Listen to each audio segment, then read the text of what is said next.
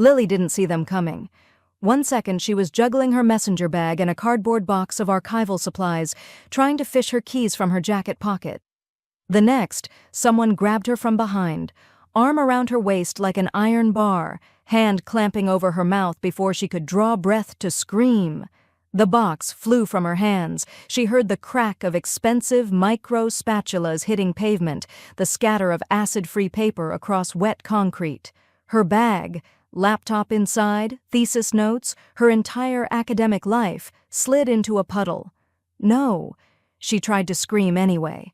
The sound died against the leather glove pressed over her lips, came out as nothing, as less than nothing. Quiet. The voice in her ear was male, accented, cold as a blade. Be smart. Smart. The word was almost funny. Lily had 2 graduate degrees.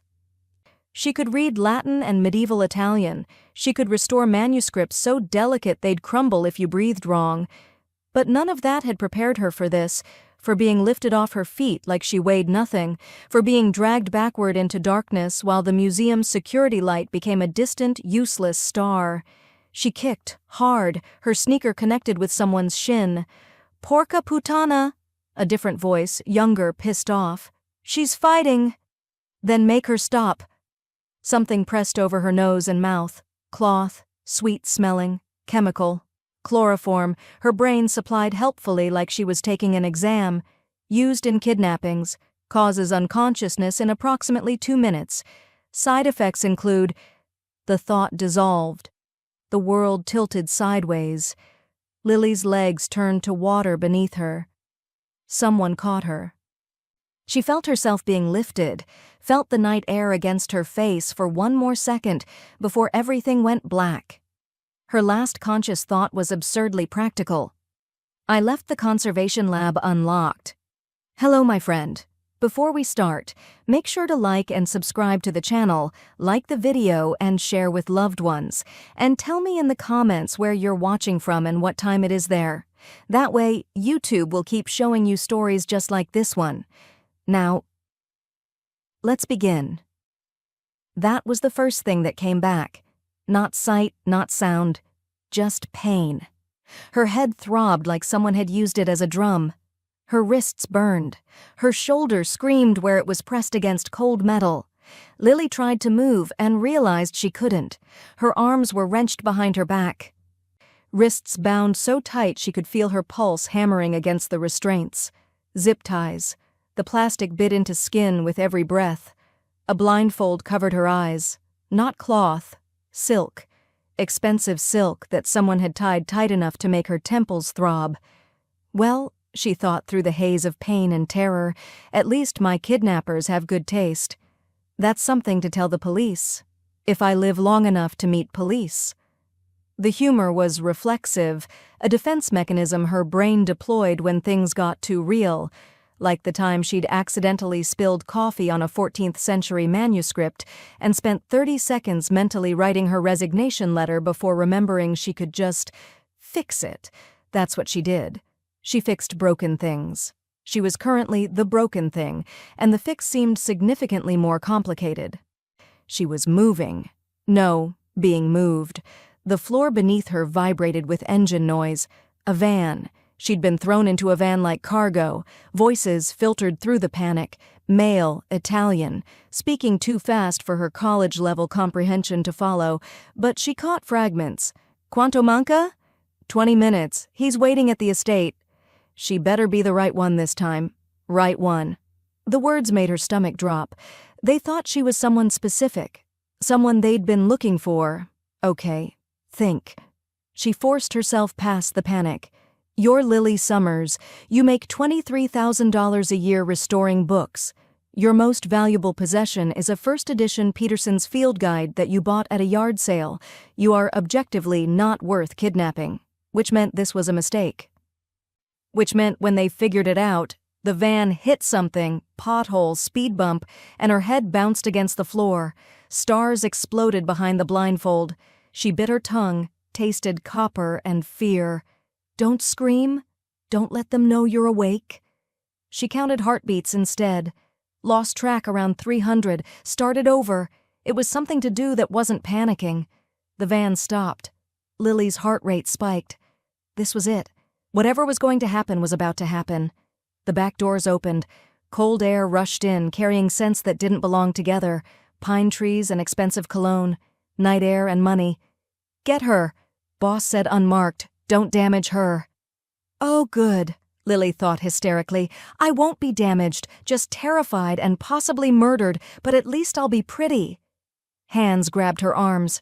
She was hauled out of the van, her legs buckling the second her feet touched ground. Someone caught her, steadied her with an impersonal grip. "Walk!" She stumbled forward, guided by hands on her shoulders. Gravel, then smooth stone, then the acoustic shift of entering somewhere massive, high ceilings, hard surfaces that made every footstep echo. Marble under her sneakers now. They walked forever.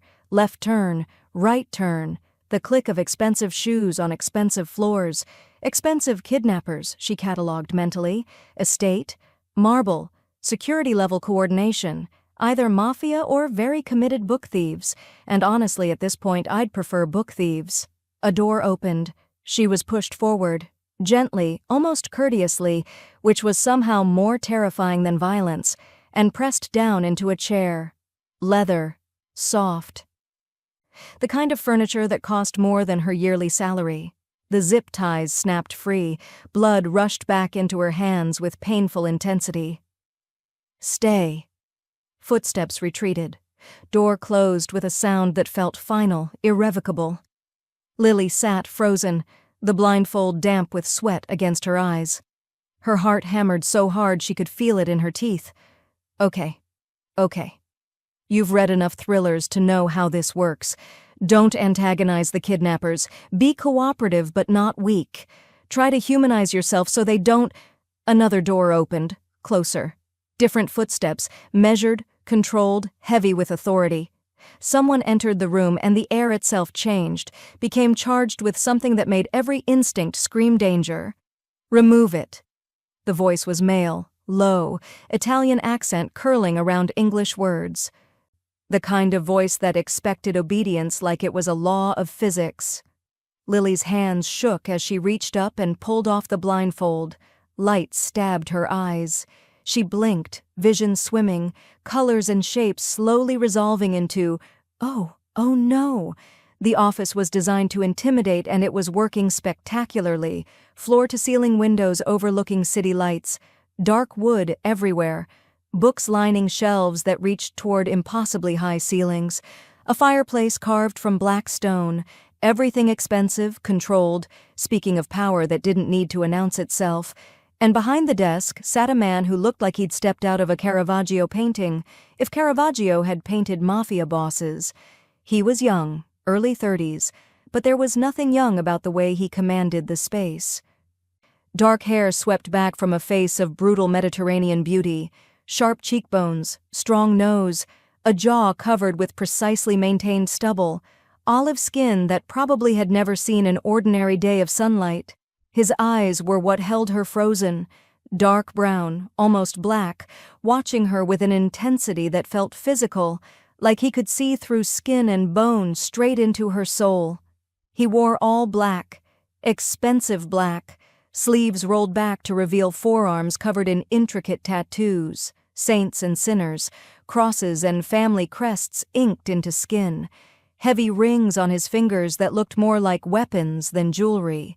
He looked like power. He looked like danger. He looked like every terrible decision a woman could make, gift-wrapped in Italian tailoring. Well, Lily thought semi-hysterically, if I'm going to be murdered, at least my murderer is devastatingly attractive. That's something. "You're awake," he observed, his voice that same low rumble. "Good." Lily's throat was dry, but she forced the words out anyway. "I'd like to report a kidnapping." Something flickered in his expression, surprise maybe. "To whom?" "The police, the FBI, the museum security department." She paused. "Are you the Museum of Crime Curators? Because I'd like to file a complaint about your acquisition methods." His lips twitched, just barely. "You won't be making any calls, not until we've had a conversation." A conversation. Lily's fear was transforming into something sharper, anger, maybe, or just exhaustion. Is that what we're calling felonies now? Tell me your name, he said, ignoring her sarcasm entirely. Tell me why I'm here. Your name, he repeated. And this time there was steel under the silk. Lily Summers. She watched his face carefully. Does that ring any bells? Because I'd really love to know why someone drugged me and dragged me away from my extremely boring life restoring books nobody reads. For a long moment, he just stared at her. Then he pulled out his phone, movements controlled and precise. His expression grew darker with each passing second. Finally, he set the phone down. When he looked up at her again, something in his eyes had shifted, hardened. Lily Summers, he said slowly, 24 years old, Metropolitan Museum of Art, Conservation Department, Rare Book Restoration, graduate degree, lives alone, East Village. No criminal record, no connections to organized crime. No reason whatsoever for me to have taken an interest in you. The precision of his knowledge made her skin crawl. Then why?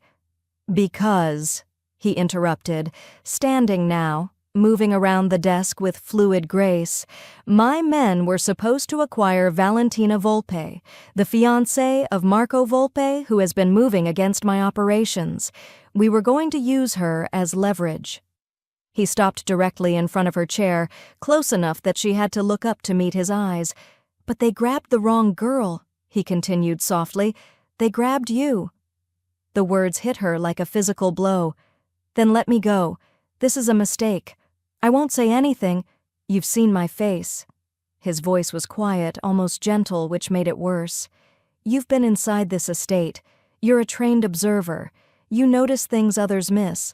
He crouched down, bringing himself to eye level. You cannot leave. Not yet. Not until I decide what to do with the wrong girl who knows too much. What's your name? The question escaped before she could stop it. His lips curved. Not quite a smile. Serafino. Serafino Greco. Well, Serafino Greco, Lily heard herself say, her voice steadier than she felt. I hope you have a really good lawyer, because kidnapping charges are serious and I'm pretty sure, but I grabbed the wrong person isn't a valid legal defense. He stared at her for a long moment. Then he laughed, low, genuine, surprised. You're either very brave or very foolish, Lily Summers. I'm a grad student, she said. We're all a little bit suicidal. He stood looking down at her with those impossible dark eyes. You belong to me now. Wrong girl or not, you're mine until I decide otherwise. The words hung in the air between them like a verdict. You belong to me now. Lily stared up at Serafino Greco, at his perfect, terrible face, at those dark eyes that seemed to see straight through her, and felt something shift inside her chest. Not acceptance, not submission. Something closer to the moment when you're restoring a manuscript and realize the damage is worse than you thought, that this is going to take longer, require more precision, demand more of you than you'd planned. I don't belong to anyone, she said, proud that her voice didn't shake. I'm a person, not a rare book you can just acquire for your collection. His lips curved slightly. No, you're far more complicated than a book. He straightened, moving back toward his desk with that controlled grace. Books don't talk back. Then you're reading the wrong books. He glanced at her over his shoulder, and for a moment, just a moment, something almost like amusement flickered in his expression. Then it was gone, replaced by that same calculating intensity. Sit, he commanded, gesturing to the chair she'd just vacated. I'm already sitting. Sit comfortably. This will take time to explain, and I prefer not to repeat myself. Lily stayed exactly where she was, perched on the edge of the leather chair, like she might need to run at any moment. Which, to be fair, she might. Serafino sighed. A small sound, barely audible, but it carried the weight of someone dealing with an inconvenience. He sat behind his desk, leaning back in his chair, and studied her with that unnerving focus. Here is your situation, Lily Summers, he began, his accent making her name sound almost lyrical. I cannot release you. You've seen my face, my home, my operation. You heard my men speak. You're trained to notice details. It's your profession. Within an hour of your release, you could provide police with enough information to cause significant problems for me. I wouldn't. You would? His voice cut through her protest like a blade. Perhaps not immediately. Perhaps you'd convince yourself you could forget, move on, return to your normal life. But eventually, when you felt safe, when the fear faded, you would talk. To a friend, to police, to someone. It's human nature. Lily wanted to argue, but the terrible thing was, he was right. She would tell Mia. She'd have to. Mia would notice she was missing, would file a report, would ask questions. And Lily had never been good at lying to her best friend. So what's the alternative? She asked. You keep me locked up forever? Because that seems logistically complicated. The alternative, Serafino said, leaning forward, is that you work for me. Lily blinked. I'm sorry, work for you? Doing what exactly? I restore books. Somehow I don't think your organization has a lot of damaged manuscripts lying around that need archival attention. You're going to pose as someone else, he said simply, for 1 month, after which, assuming you've fulfilled your contract, you'll be free to return to your life. Pose as... Lily's brain struggled to process this. You want me to pretend to be someone? Who? Valentina Volpe. The name meant nothing to her. The woman your men were actually supposed to kidnap? Yes. Serafino pulled a photograph from his desk drawer and slid it across the polished surface toward her. Marco Volpe's fiancée. Or rather, his former fiancée, as of this morning, when my men took you instead of her. Lily picked up the photo with shaking hands. The woman staring back at her was beautiful. Dark hair, elegant features, the kind of bone structure that suggested old money and good breeding. She looked nothing like Lily. We look nothing alike, Lily said flatly. Volpe and I have never met face to face. Our organizations operate through intermediaries. He's seen photographs of you, or rather, of Valentina, but only from a distance, at social functions. With the right styling, the right coaching, you could pass. This is insane. This is business. Serafino's voice was calm, matter-of-fact. Marco Volpe has been consolidating power, moving against my territories. His engagement to Valentina was meant to legitimize his operations. Her family has connections to banking, politics, legitimate society. With her at his side, he becomes untouchable. So you wanted to kidnap her to stop the wedding, Lily said slowly, her mind working through the logic despite her terror. Leverage. Precisely. But since we now have you instead of her, we'll do something better. You'll appear publicly as Valentina, at galas, charity functions, social events. You'll be seen with me, not Volpe. It will humiliate him, destabilize his alliances, and force him to respond emotionally rather than strategically. Lily stared at him. That's your plan? Social warfare through mistaken identity? While you play the decoy, my people will retrieve a ledger Volpe stole from me, one that contains information I need. The distraction of Valentina choosing me over him will occupy his attention while we move. And what happens when the real Valentina shows up? When someone realizes I'm a fraud? The real Valentina is currently enjoying an unexpected vacation in a very comfortable, very remote location, Serafino said smoothly. She'll remain there until this is concluded. As for being recognized, Valentina has been out of the public eye for 6 months traveling abroad. People change. Hair, makeup, styling. You'll be surprised how easy it is to become someone else when everyone wants to believe you are. Lily set the photograph down, her hands trembling. I can't do this. I'm not an actress. I can't lie convincingly. I barely remember to water my plants. You want me to infiltrate high society and pretend to be someone I'm not? I want you to survive, Serafino said quietly, "and this is how you do it. By becoming your puppet? By becoming useful." His eyes locked onto hers. "You have two choices, Lily. You work for me for 1 month, appear at functions, play your role, help me retrieve what Volpe stole, and then you go free with enough money to pay off your student loans and fund whatever botanical research you desire. Or—" He paused, letting the word hang.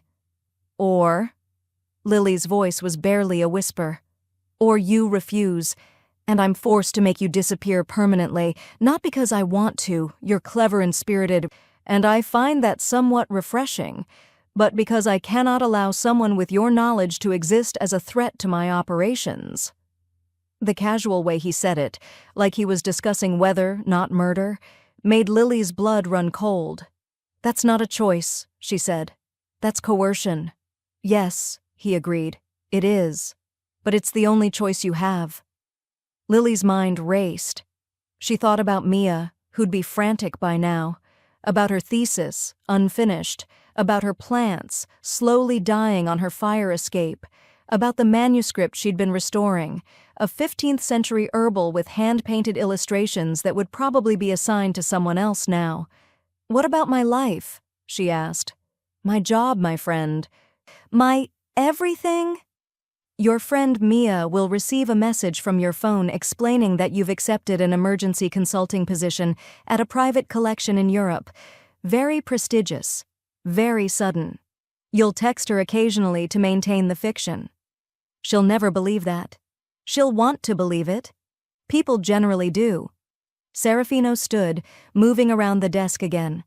"As for your job, the museum will be informed of the same. 1 month, Lily. 4 weeks. Then you return to your life, considerably wealthier and with an impressive addition to your resume." "And if I say no?" He stopped in front of her, close enough that she had to tilt her head back to maintain eye contact. "Then you're not as intelligent as I thought you were." Lily stared up at him, at this beautiful, dangerous man who held her entire life in his hands, and felt something harden inside her chest. Fear, yes, but also anger, and underneath it all, the same stubborn resilience that had gotten her through graduate school with no money and no support. "Fine," she said, 1 month. "But I want it in writing, a contract, with specific terms." His eyebrows rose slightly. "You want to negotiate?" "I want protection. Legal documentation that I'm cooperating under duress. Something that proves this wasn't voluntary when this goes wrong." For a long moment he just looked at her. Then slowly he smiled. A real smile this time, not the dangerous curve from before, but something that suggested genuine surprise. "You are full of unexpected qualities, Lily Summers." He pressed a button on his desk. "Matteo will show you to your rooms. We'll begin preparations tomorrow." "My rooms? Did you think you'd be sleeping in a cell?" His voice held a trace of amusement. "You're playing the role of a woman I'm courting. You'll be treated accordingly." The door opened. A man entered, tall, broad-shouldered, with a scar running through his left eyebrow. He looked like every bodyguard from every movie Lily had ever seen. "Take her to the East Wing," Serafino instructed. "Make sure she has everything she needs." Lily stood on shaky legs. As she moved toward the door, she couldn't resist one last comment.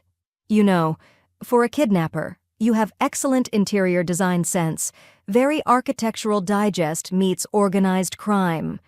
She heard Serafino's low laugh behind her as Matteo led her into the hallway. The rooms turned out to be a suite larger than Lily's entire apartment. Bedroom with a bed that could sleep 4, sitting area with furniture that looked like it belonged in a museum, bathroom with marble everything and a tub that was basically a small pool, floor-to-ceiling windows overlooking manicured gardens lit by subtle landscape lighting. It was beautiful. It was luxurious. It was a cage. Matteo positioned himself outside the door, not guarding exactly, but present, watching. Lily stood in the center of the bedroom, surrounded by more wealth than she'd ever seen in one place, and felt the fear she'd been holding at bay finally crash over her. She sank onto the edge of the bed, which was, annoyingly, the most comfortable thing she'd ever sat on, and tried to think. 1 month. She had to survive 1 month pretending to be someone she wasn't, playing a role in some mafia power struggle, all while being held captive by a man who looked like a Renaissance painting and spoke like death wrapped in silk. Okay, she thought. Okay. You've dealt with difficult situations before. You once restored a manuscript that had been damaged by water, mold, and what appeared to be cat urine. You can handle this. She stood, moving to the window, the estate stretched out below her. Gardens, walls, lights in the distance that had to be the city. Somewhere out there was her real life, her apartment, her friend, her future. She just had to survive long enough to get back to it, and maybe, just maybe, find a way to turn being the wrong girl into being the right person to bring Serafino Greco's entire operation crashing down, if she didn't get killed first. Lily woke to sunlight streaming through windows she didn't recognize. In a bed that felt like sleeping on a cloud, wearing clothes that weren't hers. For a blissful 3 seconds, she thought maybe it had all been a nightmare. Then she saw Matteo's shadow outside her door, and reality crashed back in with the subtlety of a wrecking ball. Right. Kidnapped. Mafia. Shadow fiancé. The usual Tuesday morning. She sat up, taking stock of her situation with the same methodical approach she used when assessing a damaged manuscript. First, identify all problems. Second, prioritize by severity. Third, develop a restoration plan. Problem 1. She was being held captive by an Italian crime boss who looked like he'd stepped out of a Caravaggio painting. Problem 2. She had to pretend to be someone else for a month or face permanent disappearance. Problem 3.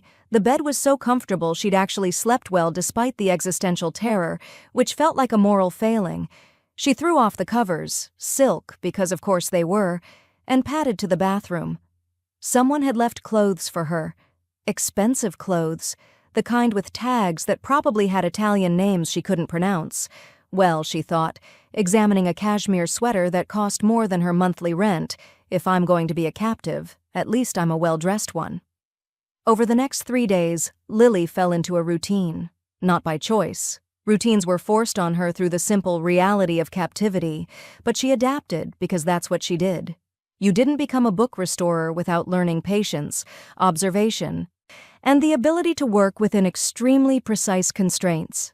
She studied the estate like it was a manuscript, memorized the layout during supervised walks through the gardens, counted the guards' shift changes, 6 a.m., 2 p.m., 10 p.m., like clockwork, noted which doors were locked, which windows had sensors, where the security cameras had blind spots. Matteo accompanied her everywhere, silent and watchful. She tried conversation a few times. So, Matteo, do you have a family? Silence. How long have you worked for Serafino? Silence. If you were a rare book, what kind would you be? I'm thinking maybe a medieval psalter. Very serious, lots of illuminated intimidation.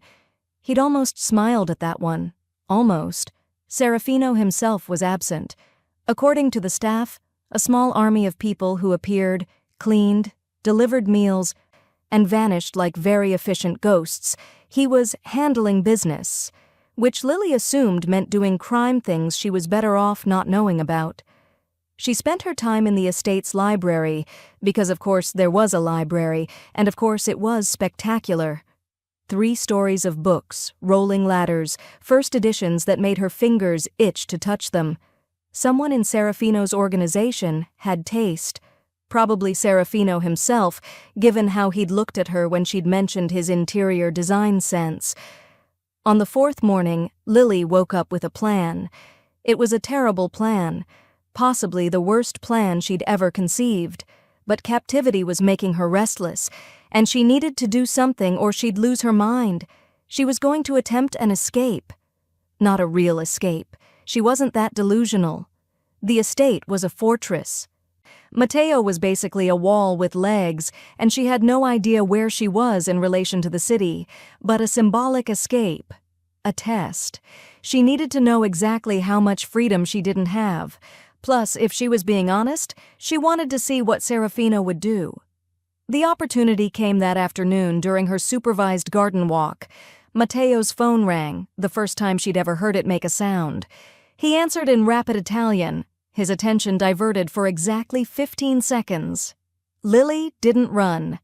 Running would be stupid. Instead, she calmly walked toward the hedge maze at the garden's edge, a ridiculous, Gothic monstrosity that probably appeared in the estate's architectural magazine spreads, and slipped inside. She'd studied the maze from her bedroom window, had sketched it out on hotel stationery someone had left in her room. Right. Left. Straight. Right. The center had a fountain and, more importantly, a maintenance shed.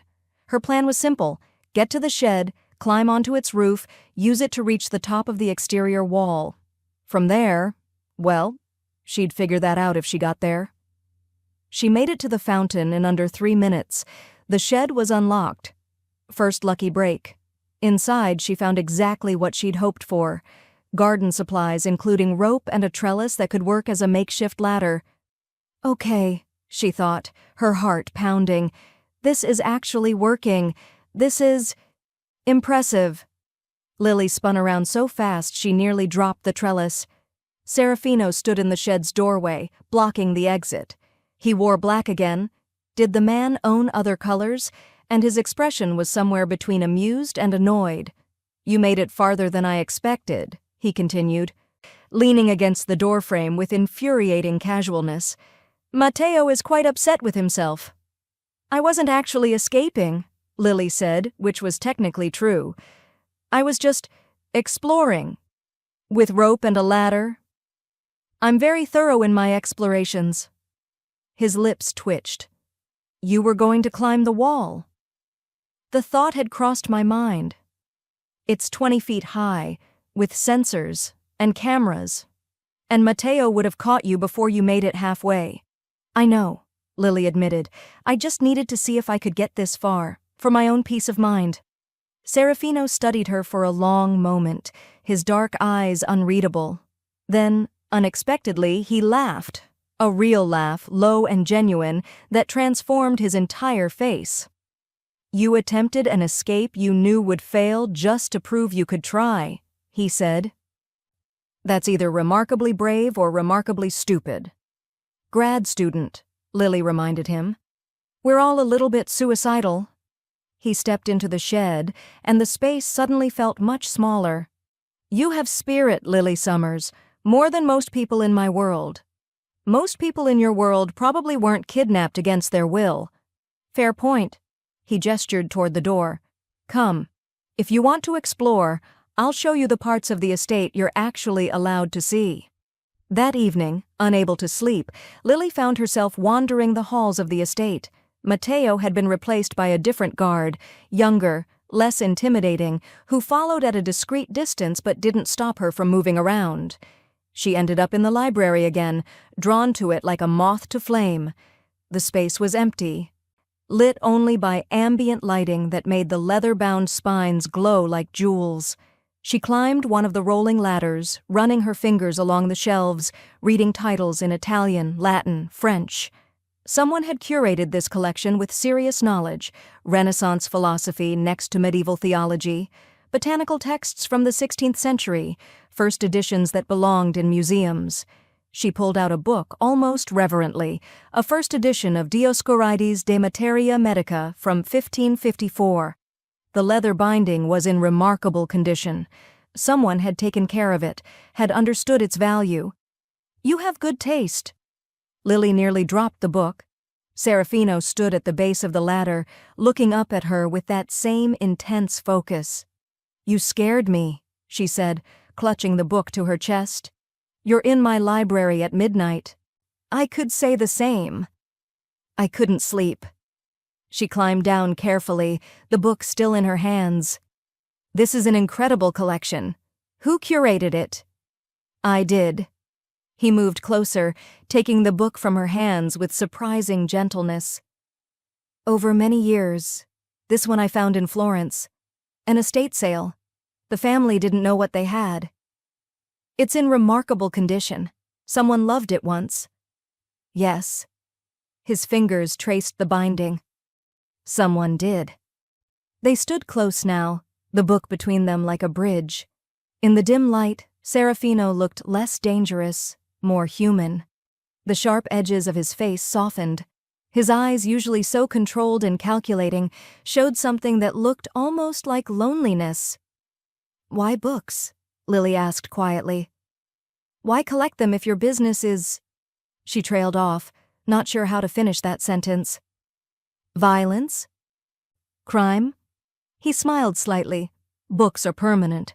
They outlast empires, survive wars, carry knowledge across centuries. Everything else in my world is temporary. Alliances, power, even life. But books—" He set the Dioscorides back on a table with careful precision. "Books remain. That's almost poetic. For a kidnapper. I contain multitudes." Lily laughed despite herself. "Did you just quote Walt Whitman?" "I read, Lily. Perhaps you shouldn't be so surprised." "I'm not surprised, I'm just—" She paused, searching for words.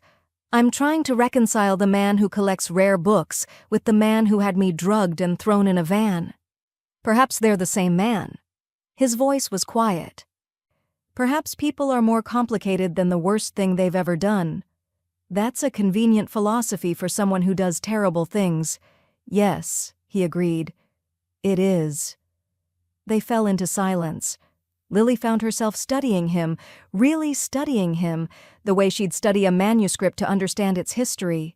The tattoos visible at his collar, the slight scar through his left eyebrow, the way he held himself, always controlled, always aware of the space around him.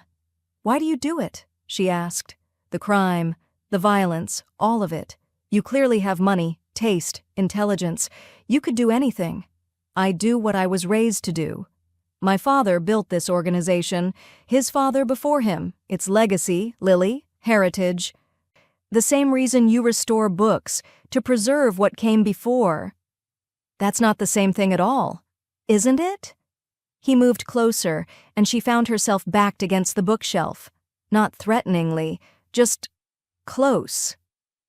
"We both inherited something from the past. We both work to maintain it, protect it, pass it forward. I preserve knowledge, you preserve violence. I preserve family, there's a difference." His hand reached past her, pulling another book from the shelf. Their shoulders brushed, just barely, just enough for Lily to feel the heat of him, smell that dark cologne that had haunted her since the kidnapping. The book he'd pulled was in Italian. He opened it, showing her an inscription in faded ink. "This belonged to my grandfather," he said quietly. "He taught me to read using these books. Before he taught me the family business, he taught me literature, philosophy, history. He used to say that a man who only knows violence is just an animal, but a man who knows beauty and chooses violence anyway, that's a dangerous man. Is that what you are? Dangerous?" He looked at her, and the intensity in his dark eyes made her breath catch. "Yes." They stood frozen, the book between them, the air thick with something Lily couldn't name. Tension, awareness, the strange, impossible pull of attraction to exactly the wrong person. "I should go," Lily whispered. "Yes," Serafino agreed, but neither of them moved. His hand came up slowly, giving her time to pull away. His fingers brushed her jaw. Just barely, just enough to make her heart hammer. "You're not what I expected, Lily Summers." "Neither are you, Serafino Greco." The moment stretched between them, dangerous and electric. Then Serafino stepped back, breaking the spell.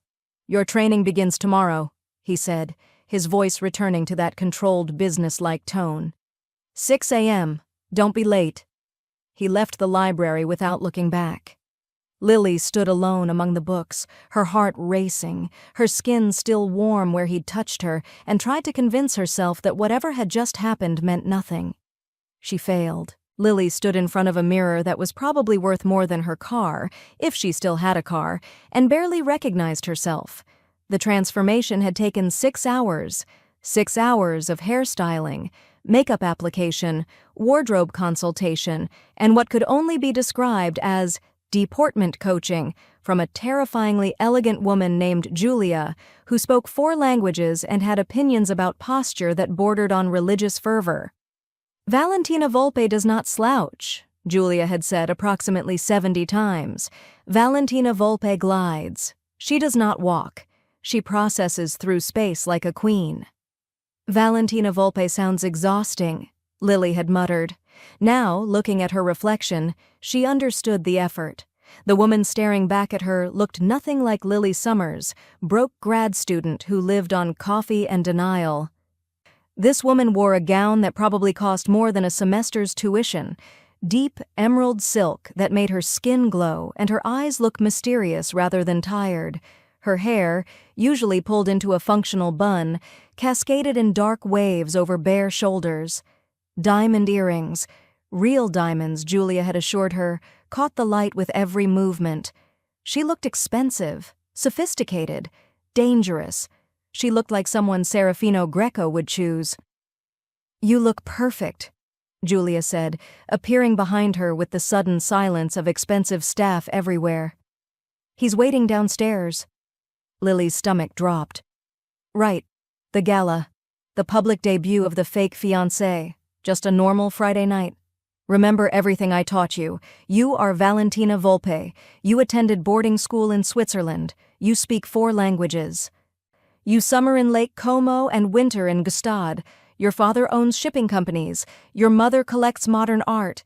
You are cultured, sophisticated, and completely unimpressed by anyone in that room. Except Serafino." "Except Serafino," Julia agreed. "With him you are intrigued, drawn despite yourself.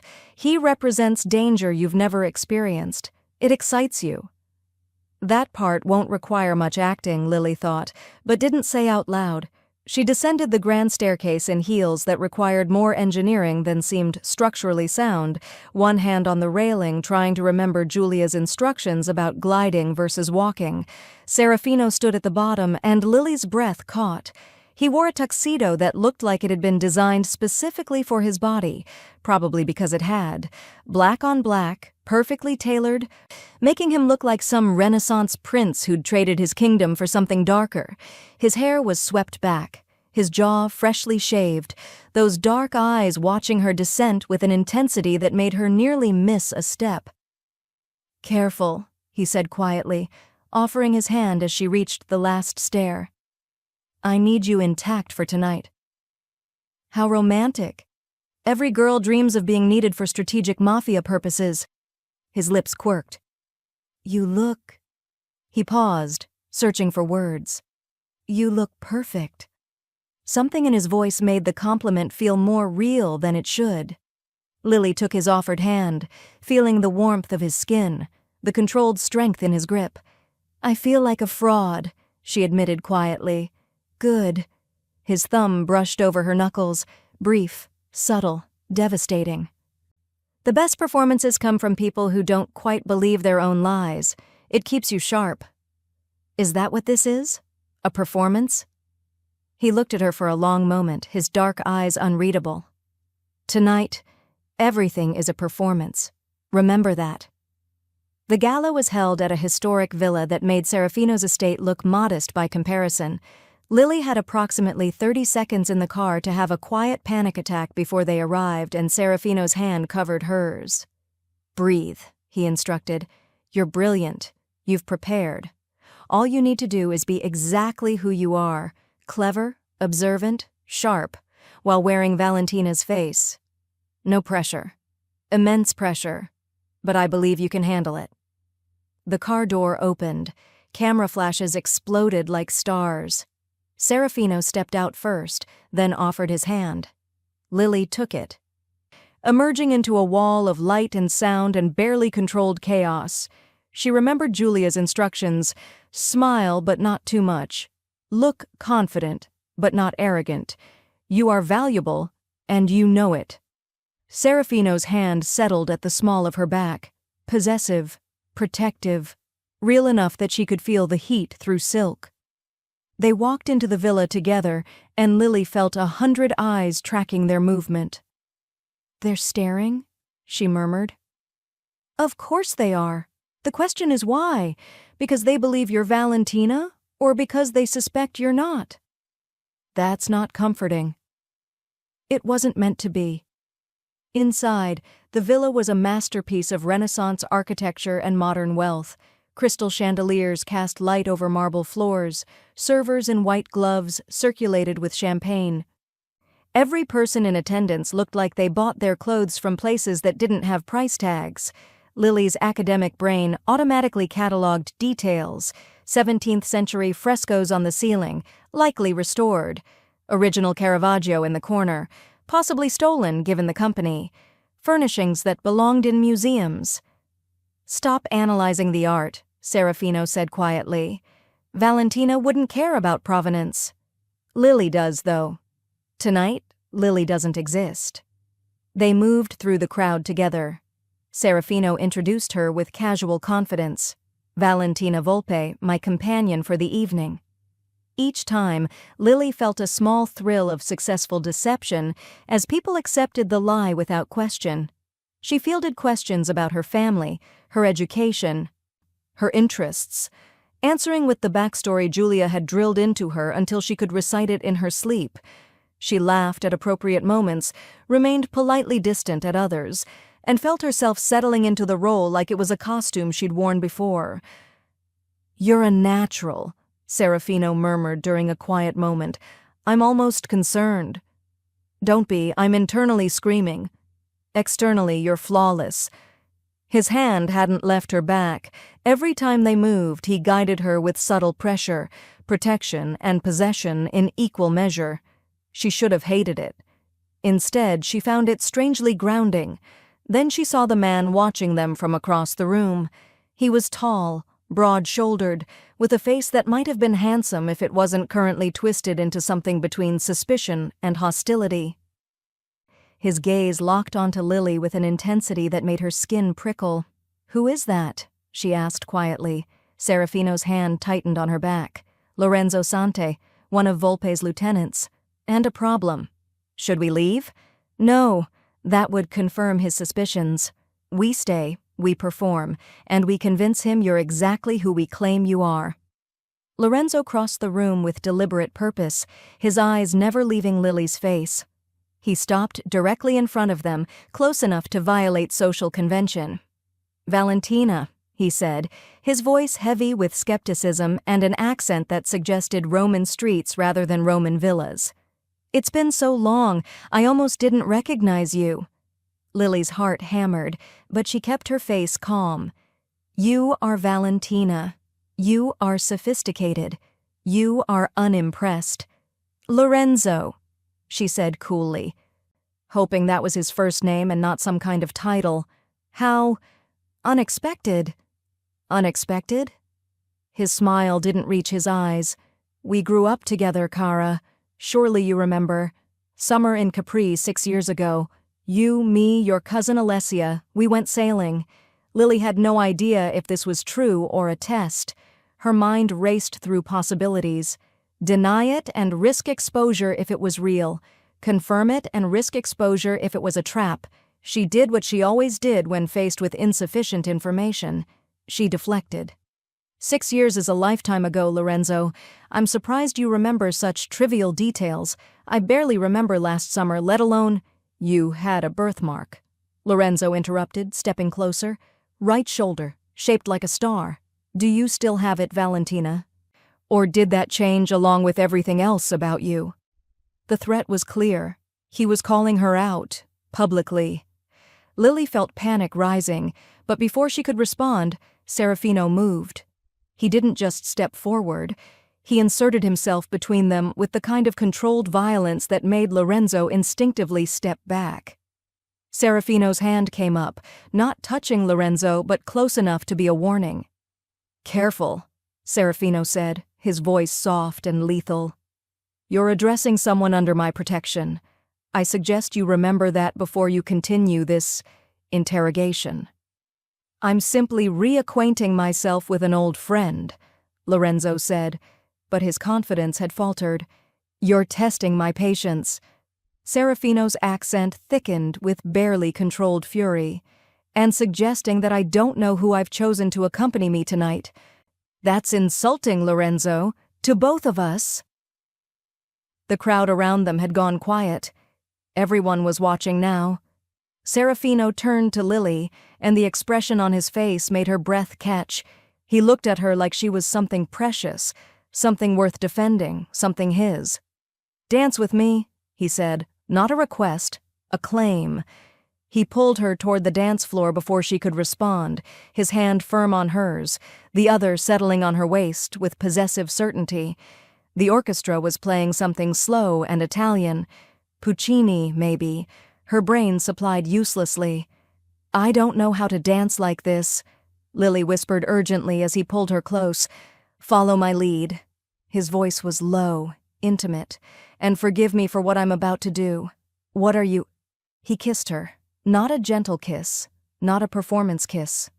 Something intense and desperate and real, his mouth claiming hers with a hunger that stole her breath. His hand slid up her back, tangling in her hair, holding her against him like she might disappear if he let go. Lily's mind went blank. Every thought, every fear, every careful defense she'd built dissolved under the heat of his mouth on hers. She kissed him back without thinking, without permission, her hands finding his shoulders, his neck, pulling him closer even though they were already pressed together. The dance floor, the gala, Lorenzo, the entire performance, all of it vanished. There was only this. His mouth, his hands, the overwhelming presence of him surrounding her like smoke. When he finally pulled back, his eyes were dark and dangerous and completely unguarded. "There," he said, loud enough for those nearby to hear. "Does that answer your questions, Lorenzo? Or shall I make my claim even more explicit?" Lily could barely hear over the roaring in her ears. Her lips felt swollen. Her heart was trying to escape her chest. She stared up at Serafino and saw something in his eyes that terrified her, because it wasn't just performance. It wasn't just strategy. It was real. The car ride back to the estate was silent. Lily sat with her hands folded in her lap, trying to process what had happened. The kiss. The way he'd defended her. The possessiveness in his voice that had sounded less like acting and more like truth. "You did well tonight," Serafino said finally, his voice carefully neutral. "You kissed me." "It was necessary. To convince Lorenzo." "Was it?" She turned to look at him in the darkness of the car. Or was it something else? He didn't answer. Just stared out the window like the city lights held answers he couldn't find in her face. Back at the estate, Lily fled to her rooms before he could say anything else. She closed the door, leaned against it, and touched her lips where he'd kissed her. "This is a job," she told herself. "This is coercion. This is temporary." But her heart, traitorous, foolish thing, was already compromised beyond repair. Lily spent the next 2 days avoiding Serafino. This was surprisingly easy in an estate the size of a small university campus. She took her meals in her room, claimed exhaustion from the gala, and generally behaved like someone who hadn't been kissed senseless on a dance floor in front of half of Italian organized crime. The problem was that avoiding him didn't stop her from thinking about him. About the kiss. About the way he'd looked at her afterward, like something had shifted fundamentally between them. It was just a performance, she told herself for the 100th time while staring at the ceiling at 3 a.m., strategic, necessary. It meant nothing. Her lips, which still remembered the exact pressure of his mouth, called her a liar. On the 3rd morning, Matteo appeared at her door with a summons that wasn't really a summons. "The boss wants to see you. Now." Lily found Serafino in what she'd come to think of as his war room, a secure office filled with computers, maps, and the kind of technology that suggested his business was significantly more sophisticated than she'd imagined. He stood over a table covered in photographs and documents, his sleeves rolled up, his hair slightly disheveled like he'd been running his hands through it. He looked tired, human, still devastatingly attractive, which was frankly unfair. "You've been avoiding me," he said without looking up. I've been recovering from being paraded around as someone else and then kissed in front of 100 witnesses. It's been exhausting. The kiss was necessary. So you've said. Lily crossed her arms. Why am I here, Serafino?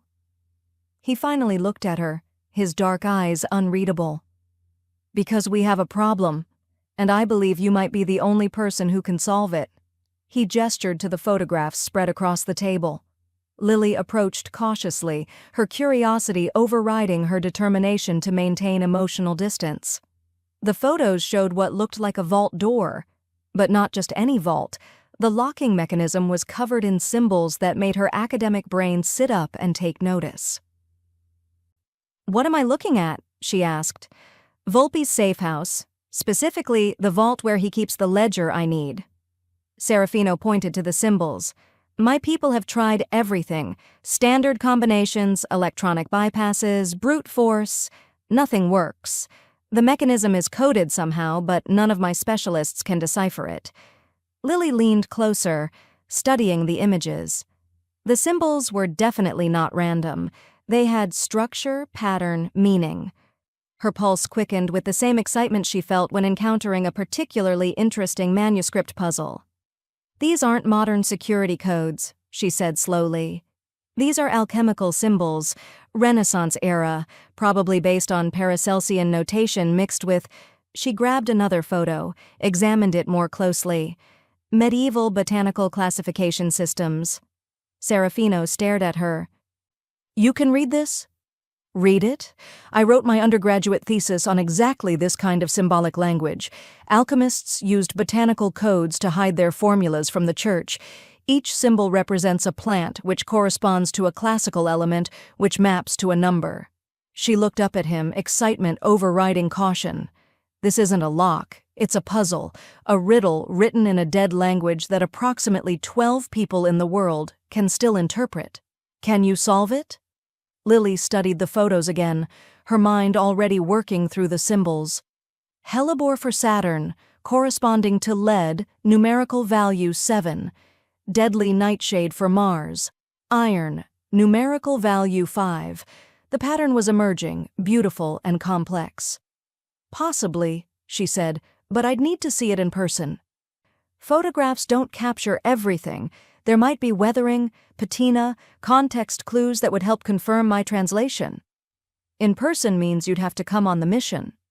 "Yes." Serafino was silent for a long moment, his jaw tight. "That's not acceptable. It's too dangerous." "Then you're not getting into that vault." Lily met his eyes. "Your people tried brute force and it didn't work. This requires precision, context, knowledge. It requires me. I can take better photos. You can solve it from here. And if I'm wrong? If I need to adjust my interpretation based on something I can only see in person?" She leaned forward. "You said you needed that ledger, that it's critical to stopping Volpe. Well, I'm your best chance, your only chance, of getting it. So either you trust my expertise, or you accept that you're going to fail." His eyes narrowed. "You're enjoying this. I'm enjoying being useful for something other than being paraded around as a fake fiancé. Yes." She paused. "And honestly, breaking into a safe house to solve a Renaissance alchemical puzzle is significantly more interesting than anything I had planned for this month." Despite the tension, Serafino's lips quirked. "You have a strange definition of interesting." "I'm a book restorer. We're all a little unhinged." He studied her for a long moment, and Lily could see the calculation behind his eyes, weighing risk against necessity, control against trust. "If you come," he said finally, "you follow my instructions exactly. No improvisation, no heroics. You solve the puzzle, we get the ledger, we leave. Understood?" "Understood." "And Lily?" His voice dropped lower. "If something goes wrong, if there's danger, you run. You don't try to help. You don't try to be brave. You save yourself. That's an order." Something in his tone made her chest tighten. "Why do you care?" "Because you're valuable," he said. But the way he looked at her suggested he meant something more than strategic value. They left at midnight. Lily wore all black, clothes that Julia had provided with the grim efficiency of someone used to outfitting people for crimes. Serafino drove, with 2 other men following in a second vehicle. The safe house was in the hills outside the city, a modern fortress disguised as a luxury villa. Volpe uses it for storage, Serafino explained as they approached. Documents, valuables, things he wants kept separate from his main operations. Security is minimal because he believes the vault is impenetrable. Until tonight, Lily said. Until tonight, he agreed. They parked a quarter-mile away and approached on foot. The property was dark, quiet. Serafino moved with the kind of fluid silence that suggested he'd done this 1,000 times. Lily tried to match his movements, feeling clumsy and too loud despite her best efforts. They bypassed the main entrance, entering through what Serafino called a security weakness, but looked like a standard window to Lily. Inside, the villa was sterile, impersonal, a storage facility pretending to be a home. Serafino led her through darkened hallways, his hand occasionally touching her back to guide her. They encountered no guards, no alarms. It felt too easy. "Where is everyone?" Lily whispered. Volpe's confident in his vault. Most of his security is perimeter-based. But Serafino's tone suggested he was also uneasy with the lack of resistance. The vault was in a basement level, behind a door that Serafino's people had already unlocked remotely. The room beyond was small, dominated by the vault door that Lily had seen in the photographs. Up close, it was even more impressive. The symbols weren't just carved. They were inlaid with different metals, each one corresponding to the alchemical association. Silver for Luna, gold for Sol, iron for Mars. "It's beautiful," Lily breathed. "It's a lock," Serafino said. "Can you open it?" Lily approached carefully, her fingers hovering over the symbols without touching. "Give me a moment. I need to read the full sequence." She studied the pattern, her mind translating symbols to plants to elements to numbers. The sequence was elegant, complex, designed by someone who understood both alchemy and security. "It's a date," she said finally, encoded in botanical alchemical notation. Specifically, she traced the symbols with her finger. October 31st, 1538, the date Paracelsus died. "You're certain?" 90%. The remaining 10% is whether Volpe used the Julian or Gregorian calendar, but given the Renaissance context, I'd bet on Julian. She entered the corresponding numbers into the mechanism. For a heart-stopping moment, nothing happened. Then, with a sound like exhaling, the vault door unsealed. "Brilliant," Serafino murmured. Inside, the vault was larger than expected, lined with shelves and filing cabinets. The ledger Serafino wanted was immediately visible, a leather-bound book sitting on a central pedestal like a museum display. But Lily's attention was drawn to something else. A folder, sitting slightly apart from the others, with botanical illustrations on the cover, Renaissance-style drawings of deadly nightshade and hemlock, plants associated with death and poison. "Serafino," she said quietly, "look at this." She opened the folder with careful hands. Inside were documents, plans, schedules, photographs. She couldn't read all the Italian, but she understood enough. Understood the blueprints of Serafino's estate.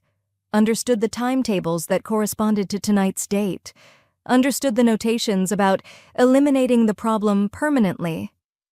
"It's a trap," she said, her voice barely a whisper. "This whole thing. He knew you'd come for the ledger. He's been waiting." Serafino was beside her instantly, reading over her shoulder. His expression darkened with each page. "How long do we have?" he asked. "I don't know, but these plans, they're not just about tonight. They're about destroying everything. Your organization, your estate, you." Lily looked at the documents in her hands. Evidence of a plot that went far beyond a simple rivalry. Evidence that could be used to stop Volpe or to expose Serafino. Evidence that represented her freedom, if she wanted it. She could take this to the authorities, could use it as leverage to escape, could finally get back to her real life. Instead, she handed it to Serafino. "We need to go," she said. "Now. And you need to see all of this." He stared at her, and in his dark eyes she saw surprise, understanding, and something that looked almost like wonder. "You could have used this to escape," he said quietly. "I could have." She met his gaze. "But you were right. We're partners now, whether I like it or not." Something shifted in his expression, softened and intensified simultaneously. He took the documents, but his other hand came up to cup her face, thumb brushing her cheek with devastating gentleness. "Lily Summers," he said, and her name in his accented voice sounded like a prayer. "You are far more dangerous than any ledger." "We need to leave," she repeated, but her voice was unsteady. "Yes." But he didn't move, just stared at her like he was seeing her for the first time. "You belong to me now," he said, "not because I took you, but because you chose to stay." Before Lily could respond, before she could process what that meant, alarms began to blare throughout the building. The trap had been sprung, and they were standing right in the center of it. The alarms were deafening. Serafino's hand closed around Lily's wrist, pulling her away from the vault with controlled urgency.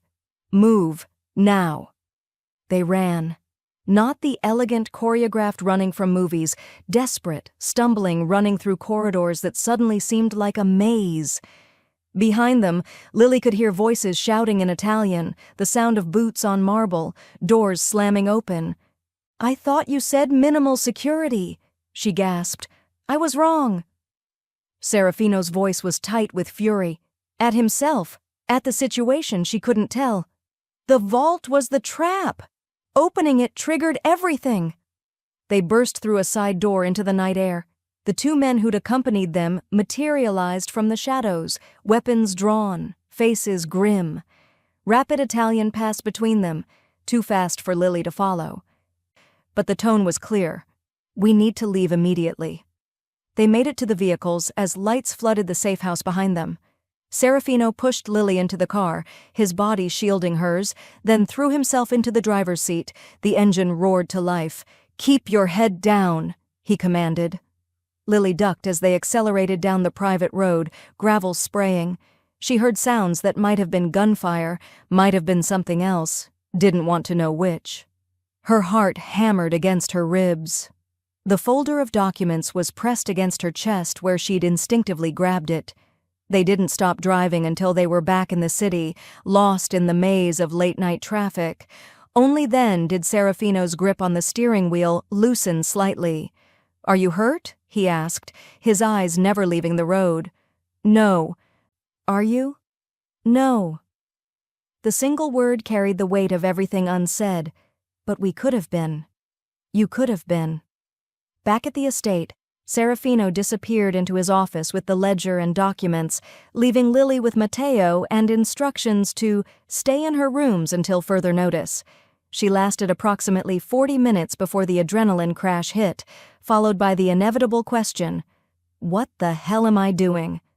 She'd just broken into a mafia safe house, had solved a Renaissance alchemical puzzle, had discovered assassination plots, had chosen, actively, consciously, to side with a criminal instead of using evidence to escape. "You're losing your mind," she told herself. "Stockholm Syndrome, that's what this is. You're identifying with your captor because your brain is trying to survive, but it didn't feel like survival. It felt like choice." She was still wrestling with that thought when her door opened without knocking. Serafino entered, his expression dark and closed off, every trace of the softness from the vault gone. "We need to talk," he said. "You could try knocking." "This is my house, I don't knock." He closed the door behind him. What happened tonight was unacceptable. Lily stood, defensive. "I solved your puzzle. I got you into the vault. I found evidence that Volpe was planning to kill you. You're welcome, by the way. You put yourself in danger."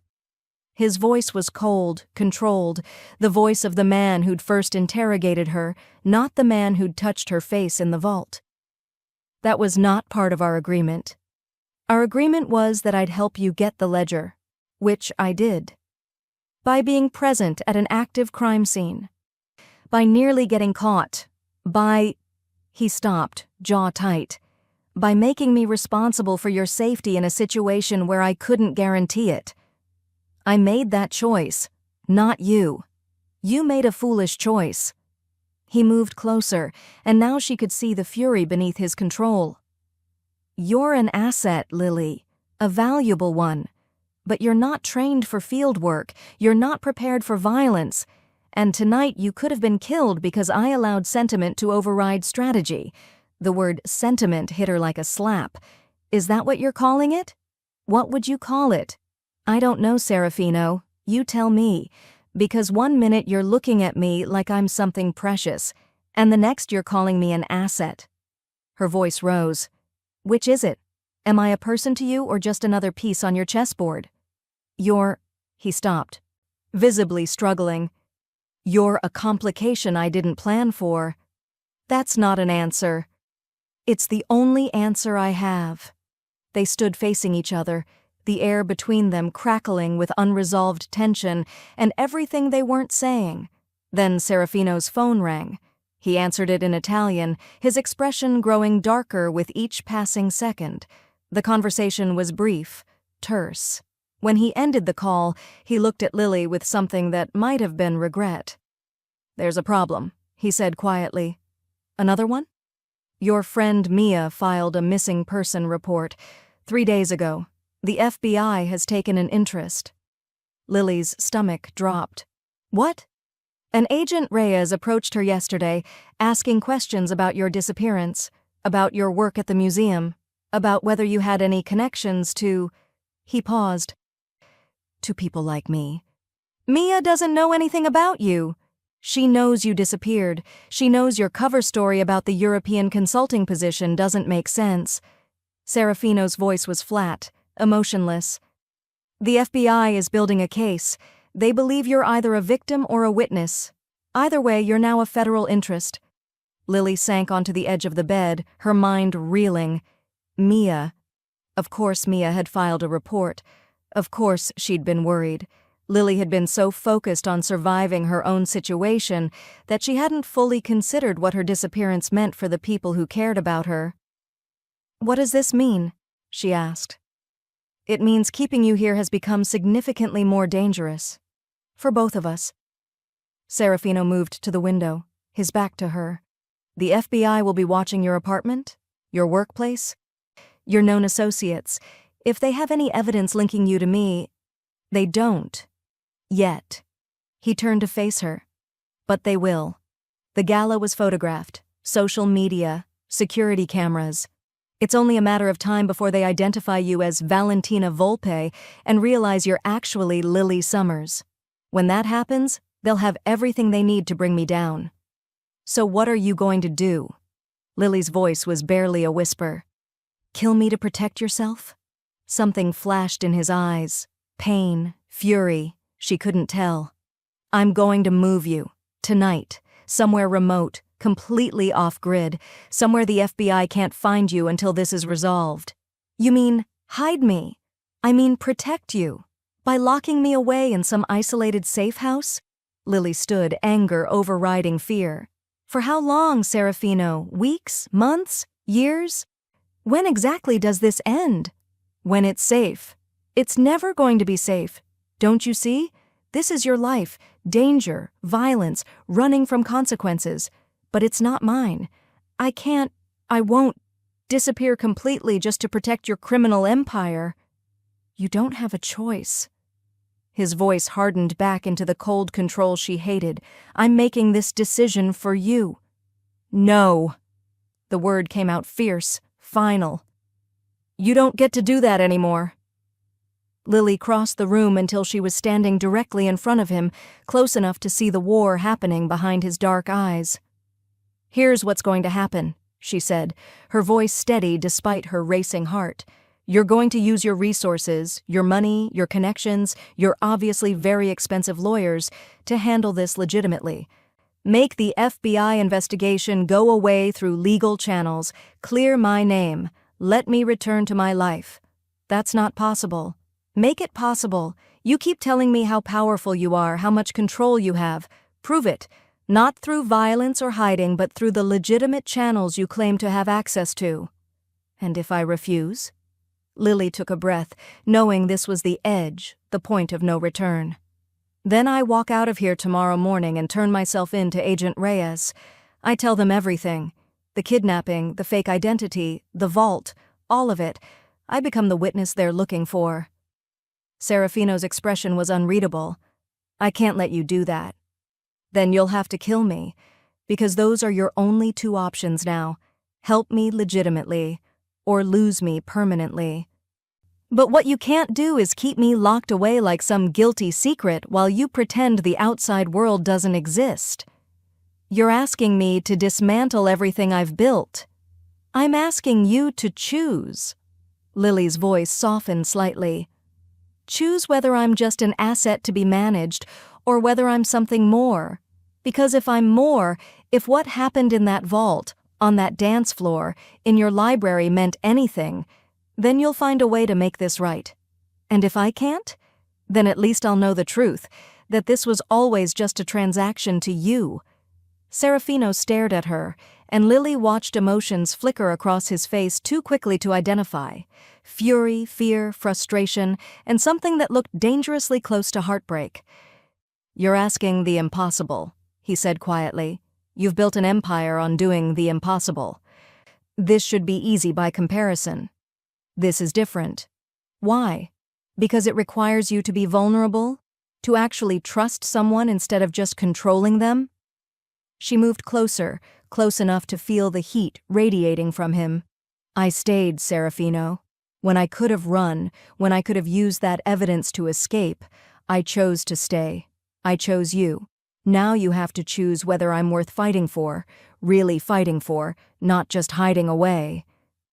The silence stretched between them, heavy with everything unsaid. Lily could see the war happening behind his eyes, the man he'd been raised to be fighting against the man he might become. Finally, he spoke, his voice rough. If I do this, if I try to handle this legitimately, it will cost me. Power, connections, leverage I've spent years building. Some of my operations will have to be exposed, sacrificed. People will see it as weakness, or they'll see it as strength, as evolution. You don't understand my world. Then explain it to me. Stop trying to control everything and actually let me in. Lily's voice cracked slightly. I'm so tired of being a captive, Serafino. Either make me a partner, a real one, with choices and agency, or let me go. He reached out slowly, his hand cupping her face with a gentleness that contradicted everything he was. What if I can't do either? Then we're both trapped. And eventually, one of us will break. His thumb brushed her cheek. You're going to destroy me, Lily Summers. Or save you, depending on your perspective. He laughed, a broken sound, painful and real. How did I end up here, being lectured about morality by the woman I kidnapped? You grabbed the wrong girl, remember? This is what you get for poor target identification. Despite everything, his lips curved into something almost like a smile. The wrong girl, he repeated softly. Except you're not, are you? You're exactly right. That's the problem. So what are you going to do? Serafino was silent for a long moment, his forehead resting against hers, his breath warm on her skin. I'm going to call my lawyer, he said finally, and pray that you're worth the empire I'm about to sacrifice. The lawyer arrived at dawn. His name was Antonio Marchesi, and he looked exactly like what Lily imagined a mafia lawyer would look like. Impeccably tailored suit, silver hair, eyes that had seen every possible variation of human depravity and remained unimpressed by all of it.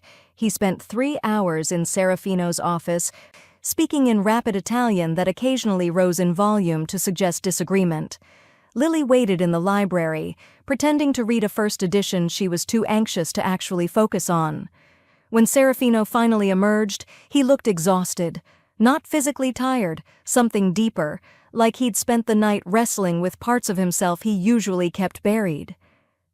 Marchesi says it's possible, he said without preamble. Difficult, expensive, and requiring significant concessions on my part, But possible. Lily set down the book. What kind of concessions?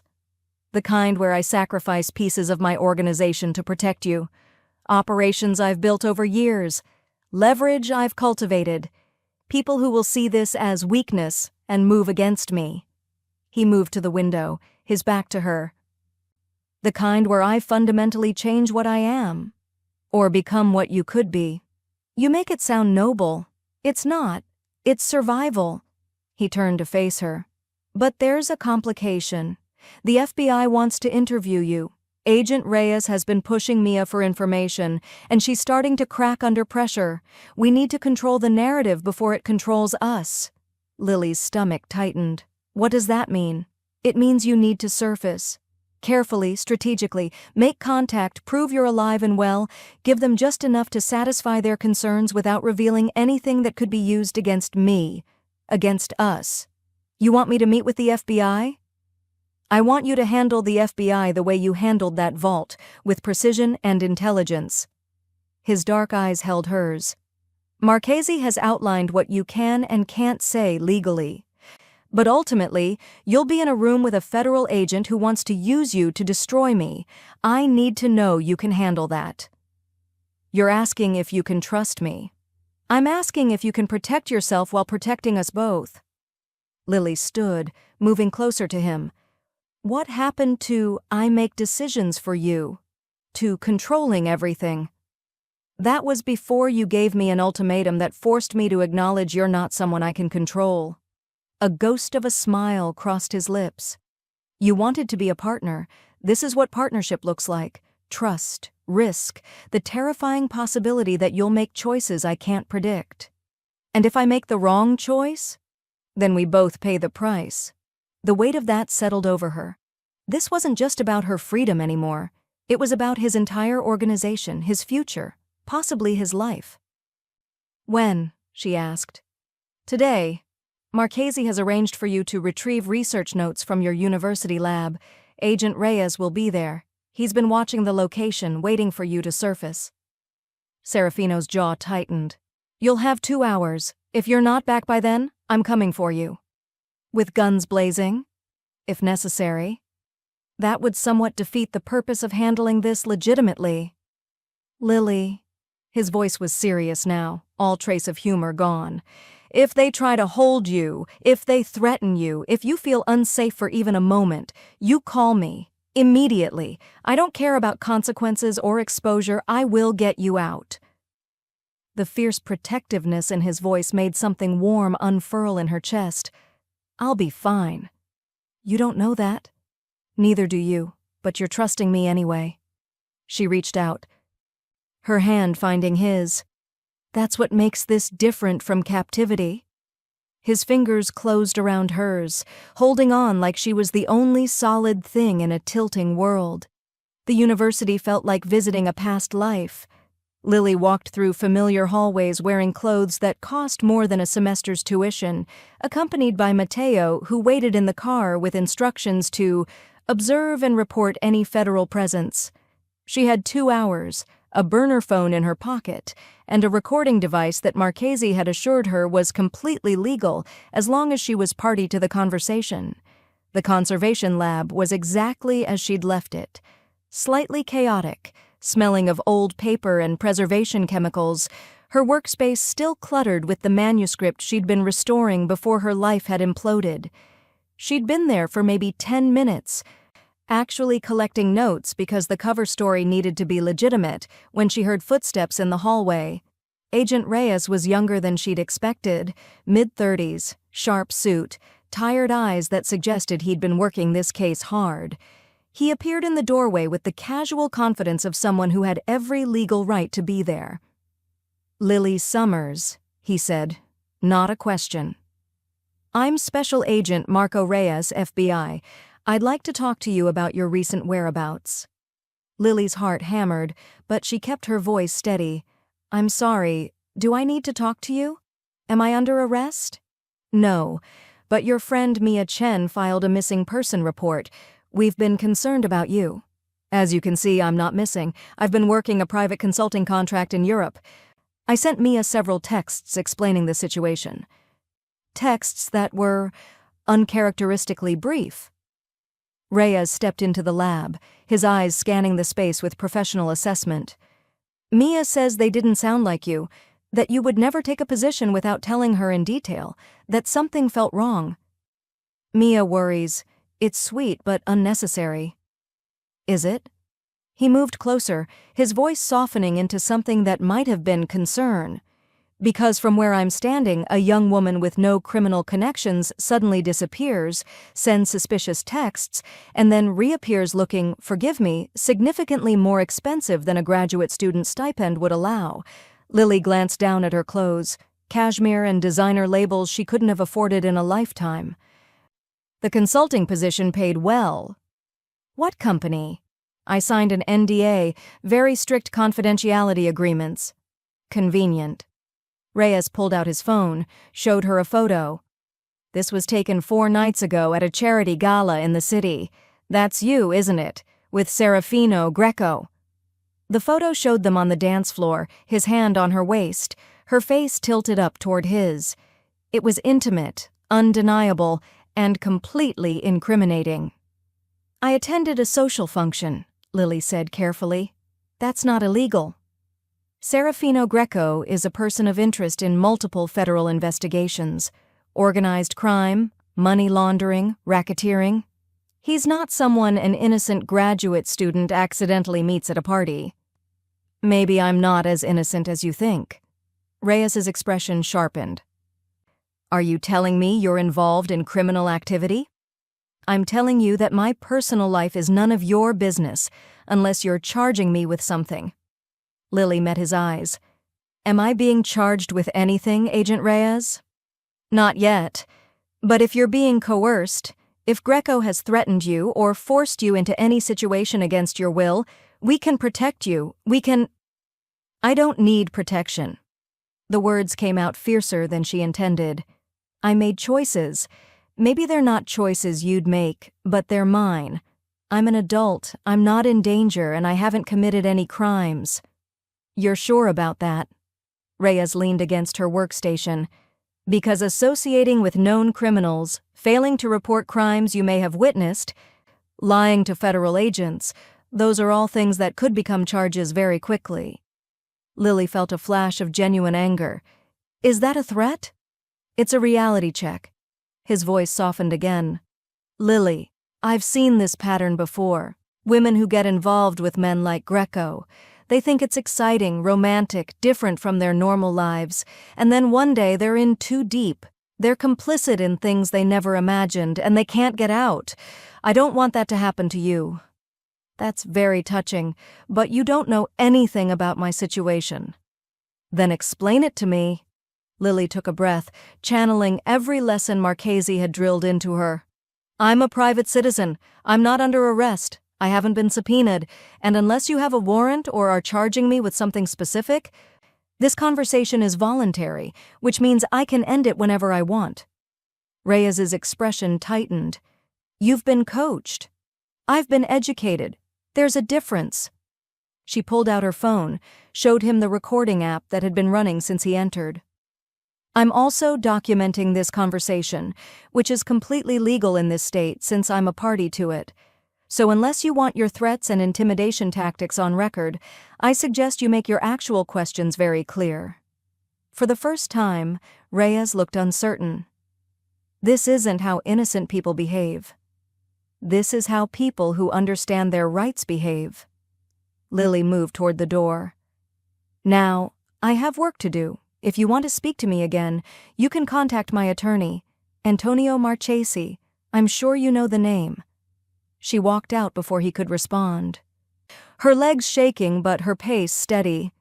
Matteo fell into step beside her in the hallway, his presence solid and reassuring. Well? He asked quietly. I think I just made an FBI agent very unhappy. Good. The boss will be pleased. Serafino was waiting when she returned, not in his office, but in the entrance hall, like he'd been pacing there for the entire 2 hours. You're early, he said, and the relief in his voice was palpable. I'm efficient. Lily held up her phone. Also, I have the entire conversation recorded. including Agent Reyes making several statements that Marchese will probably find very useful. Serafino stared at her. You recorded it? You hired me to solve a Renaissance alchemical puzzle? Did you think I couldn't handle basic evidence gathering? She moved past him toward the office. Come on. You need to hear this. They listened to the recording together, Serafino, Marchese via speakerphone, and two other lawyers whose names Lily didn't catch. When it finished, Marchese let out a low whistle. This is good, he said. This is very good. Agent Reyes overstepped significantly. The implied threats without formal charges, the attempt at coercion, the lack of proper Miranda warnings despite clearly treating her as a suspect. We can use this. How? Serafino asked. We file a formal complaint about the investigation's conduct. We demonstrate that Miss Summers is being harassed, not protected. We force the FBI to either produce actual evidence of criminal activity or back off, and based on this recording, they don't have evidence. They have suspicions and bad photographs. What about the gala? Lily asked. The photos of us together? You attended a public event. That's not a crime. Yes, Mr. Greco is a person of interest in various investigations, but being seen with him isn't proof of criminal involvement. Marchese's voice was confident now, energized. They're fishing, Miss Summers, and you just forced them to reveal they have nothing solid. Serafino was silent, staring at the phone like it contained miracles instead of recordings. This changes things, Marchese continued. With this evidence of overreach, I can approach the investigation with leverage, negotiate a resolution, but it will require Mr. Greco to make certain adjustments to his operations, to demonstrate good faith. What kind of adjustments? Serafino's voice was flat. The kind we discussed, legitimate businesses coming to the forefront. Certain activities ceasing permanently, financial transparency in specific areas. You'll maintain your empire, but it will be a different empire. Cleaner, legal. Serafino looked at Lily, and she saw the war still happening behind his eyes. Everything he'd built, everything he'd become, being asked to fundamentally change. Do it, he said finally. Mr. Greco, I need to be clear about what this means. I said do it, Antonio. Serafino's voice was firm. Whatever it takes, whatever I have to sacrifice, arrange it. After the lawyers disconnected, they sat in silence. Lily watched Serafino process what he'd just agreed to, the dismantling of parts of his organization, the exposure of others, the fundamental shift in power dynamics that would ripple through his world. You're quiet, she said finally. I'm realizing that you just did in 2 hours what I couldn't do in 15 years. He looked at her, and his expression was unguarded in a way she'd never seen. You fought a battle without firing a single shot. You protected both of us using nothing but intelligence and courage. And a recording app. And a recording app, he agreed, almost smiling. You're extraordinary, Lily Summers. Do you know that? I'm just a grad student who got kidnapped. No. He stood, moving to where she sat, kneeling down so they were eye level. You're the woman who forced me to choose between the empire I inherited and the future I never knew I wanted. And I'm choosing you. Whatever it costs, however it changes me, I'm choosing you. His hands cupped her face, and Lily saw in his dark eyes everything he was too proud or too scared to say: fear, hope, devotion, terror at his own vulnerability. You're going to regret this, she whispered. Probably. His thumb brushed her lower lip. But regret is better than losing you. When he kissed her, it was different from the dance floor. Slower, deeper, a promise instead of a performance. Lily kissed him back, her hands finding his shoulders, pulling him closer, and felt the terrifying, exhilarating sensation of falling with no idea where she'd land. They were partners now, truly, completely, dangerously partners, and there was no going back. Chapter 8. The Price of Freedom. The waterfront at midnight was exactly the kind of place where bad things happened in movies. Lily stood next to Serafino's car, the cold wind off the water cutting through her jacket, and tried not to think about all the ways this could go catastrophically wrong. "You don't have to be here," Serafino said for the third time in the past hour. "Matteo can deliver the ledger. You can wait at the estate where it's safe." "We've been over this." Lily pulled her jacket tighter. "Volpe asked for you specifically. If you show up without me, the woman he thinks is Valentina, he'll know something's wrong. This only works if we both play our parts." "I don't like it." "You don't have to like it. You just have to trust that I know what I'm doing." Serafino looked at her, his dark eyes reflecting the scattered lights from the industrial buildings around them. "You've become disturbingly comfortable with criminal negotiations." "I've had a good teacher." She paused. "A morally questionable teacher, but technically proficient." Despite the tension, his lips curved slightly. "You're making jokes." "That means you're terrified." "I contain multitudes." He reached out, his hand finding hers in the darkness. "If anything goes wrong, I run. You've told me approximately 50 times. I need to hear you say you understand. If Volpe brings more men than expected, if he tries anything, if the situation deteriorates in any way, you run to Matteo. He'll get you out." "And leave you?" "Yes." His voice was firm. "This is not negotiable, Lily. You are not sacrificing yourself for a ledger or for me. That's an order." "You can't order me around anymore. We're partners, remember? Partners who have hierarchies in life-threatening situations."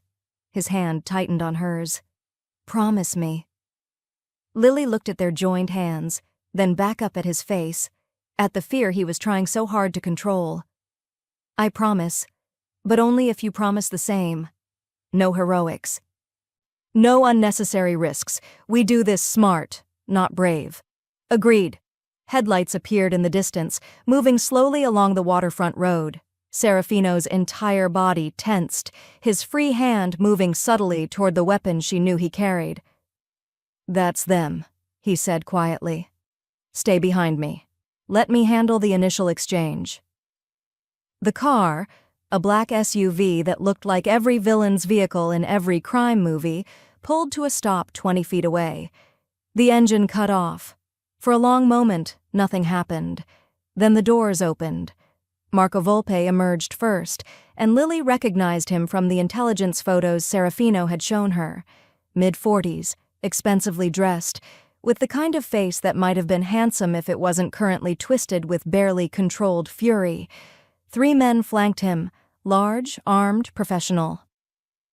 More than Serafino had predicted. "Greco," Volpe called out, his voice carrying across the empty space between them. "You brought my fiancé to our meeting. How considerate." Lily felt Serafino's hand twitch, but his voice remained controlled. "I brought Valentina because she wanted to see you one last time, to tell you herself why she chose me." Volpe's eyes fixed on Lily, cold and assessing. "Is that true, Cara? You wanted to see me?" Lily stepped forward slightly, channeling every lesson Julia had taught her about being Valentina. Confident, sophisticated, completely unimpressed. "I wanted to understand what I was giving up," she said, proud that her voice didn't shake. "Turns out, not much." Volpe's expression darkened. "Careful, Valentina. You were mine first. That means something in our world. I was never yours. My father arranged a contract, not a relationship." She moved closer to Serafino, a deliberate choice. "Serafino offered me something you never could, respect. He offered you a fantasy, a romantic delusion." Volpe took a step forward. "But fantasies end, Cara, and when this one does, you'll remember who you really belong to." "The ledger," Serafino interrupted, his voice cutting through the tension. "That's why we're here. I have what you want. Let's conclude our business and part ways." Volpe's smile was cold. "Yes, the ledger. The one you stole from my safe house after triggering every alarm I'd carefully set." He gestured, and one of his men produced a tablet showing security footage. "Did you really think I wouldn't know? That I wouldn't see you and your little book restorer breaking into my vault? Lily's stomach dropped. He knew. He'd known from the beginning. So this isn't an exchange, Serafino said quietly. It's a trap. It's justice. Volpe's men spread out, hands moving toward weapons. You took something of mine. Valentina, my ledger, my reputation. Tonight I take everything from you. The moment crystallized, violence hanging in the air like a held breath. Then Lily heard it, distant at first but growing louder. Sirens. Volpe heard it too. His expression shifted from triumph to confusion to dawning fury. What did you do? He hissed. I made a phone call, Lily said, pulling out her phone to show the screen. A call log showing a number she'd dialed exactly 30 minutes ago. To the Financial Crimes Division of the NYPD. You see that ledger you're so desperate to retrieve? It contains detailed records of money laundering, tax evasion, and fraud. All very illegal, all with your name attached. I also may have sent copies to the FBI, the IRS, and a particularly ambitious assistant district attorney who's been looking for a career-making case. She smiled, and it felt dangerous. You wanted your ledger back, Marco? Congratulations. The authorities are very interested in discussing it with you.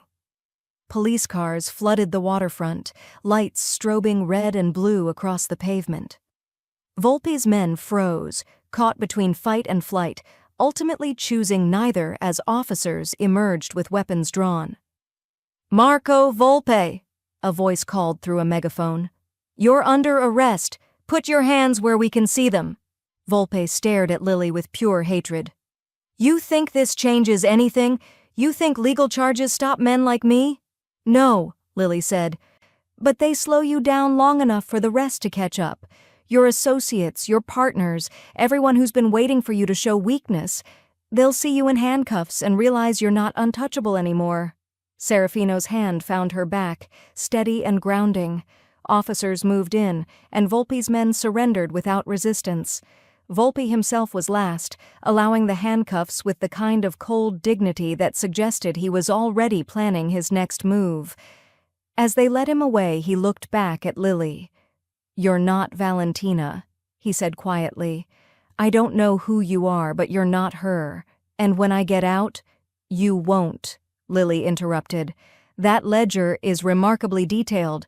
You'll be lucky if you see daylight before you're 70. They watched until the police cars disappeared, taking Volpe and his men with them. The waterfront fell quiet again, just the sound of water lapping against old pilings and the distant hum of the city. You had me bring the ledger to a police sting, Serafino said finally. Yes. Without telling me. I wasn't sure you'd agree. He was silent for a long moment. You're right, I wouldn't have. He turned to face her. I would have wanted to handle it my way, violence, permanent solutions, the way I've always handled threats. And now I'm watching a man I've considered my enemy for years being arrested by legitimate authorities, facing legitimate consequences, while I stand here completely untouched by the fallout. He laughed, a sound of genuine amazement. You did it again. You fought my battle with a mind instead of a gun. It's not over, Lily warned. He'll have lawyers. There'll be investigations. You might still be questioned. Let them question me. Marchese has been preparing for this, and thanks to your FBI recording and this, he gestured at the now empty waterfront, we have proof that we're cooperating with authorities, not evading them. Matteo approached from where he'd been strategically positioned. Boss, we should leave before they decide to question us after all. Agreed. Serafino kept his hand on Lily's back as they moved toward the car. Lily, in the car. We'll debrief at the estate. But before she could move, he stopped, pulling her back to face him. What you did tonight, he said quietly. Using Volpe's own criminality against him, bringing legitimate authorities instead of criminal violence, you gave me something I didn't know I could have. What's that? A way out. Not from my organization, but from the inevitability of violence being the only solution. His hand came up to cup her face. You're changing me, Lily Summers. Fundamentally, terrifyingly changing me. Is that a good thing? Ask me in a year, when I'm running legitimate businesses and attending charity galas where I'm not secretly planning anyone's murder. He smiled, and it was real, vulnerable, almost young. You're either saving me or destroying everything I've built, possibly both. Partners in chaos, Lily said. Partners in evolution. He kissed her forehead, gentle and reverent. Let's go home. Back at the estate, Lily stood at the window of her rooms. Except they didn't feel like a cage anymore. They felt like a choice. Serafino found her there an hour later, appearing in the doorway with 2 glasses of wine and an expression that suggested he'd been thinking as hard as she had. Marchese called, he said, offering her a glass. The FBI is closing their investigation. Agent Reyes has been reprimanded for overreach, and with Volpe's arrest, the pressure on my organization has shifted. Shifted how? Toward legitimacy. Apparently, being the person who helped bring down a major criminal enterprise earns a certain amount of goodwill, even if everyone suspects my motivations were personal rather than civic-minded. Were they? Personal? He moved to stand beside her at the window. I told Volpe arrested because his obsession with revenge made him sloppy, because his need to possess you, to possess Valentina, blinded him to the larger game. He paused. But honestly? I wanted him gone because he threatened you, because every moment he was free was a moment you were in danger. So yes, Lily, it was personal. They stood in silence, looking out at the estate grounds lit by subtle landscape lighting. What happens now? Lily asked quietly. Now we figure out what our partnership looks like when it's not defined by crisis. He turned to face her. You've fulfilled your month. Actually, you've exceeded every expectation I had. The FBI investigation is resolved. Volpe is neutralized. You're free to leave if you want. The words hung between them, heavy with everything unsaid. And if I don't want to leave? Then we figure out what comes next, together, as equals, as partners. His voice dropped lower. As whatever we're becoming that doesn't have a name yet. Lily looked at him, at this dangerous, complicated, surprisingly vulnerable man who'd kidnapped her and then let her change him. I have conditions, she said. Of course you do. The legitimate business transformation isn't optional, it's mandatory. I'm not spending my life waiting for violence to catch up with us. Agreed. Marchese is already implementing changes. And I need freedom. Real freedom. Not surveillance disguised as protection. You'll have it, though I reserve the right to worry. And, she took a breath, I need to know this is real. Not Stockholm Syndrome, not proximity, not just chemistry born from shared trauma. Serafino set down his wineglass and took both her hands in his. Lily, you've had a dozen opportunities to leave, to turn me in, to use information against me. You've stayed not because you're captive, but because you chose to. That makes this the most real thing I've ever experienced. I grabbed the wrong girl, Lily said softly. No. He pulled her closer. You grabbed exactly the right one. She just wasn't who we expected. When he kissed her this time, it felt like a beginning instead of a conclusion. Like the first page of a story they'd write together, with no idea where it would lead but willing to find out anyway. Outside, the city glittered with possibility.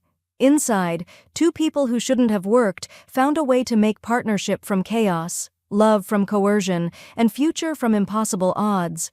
The wrong girl had become the right woman, and the mafia boss had become something he'd never imagined, a man worth saving.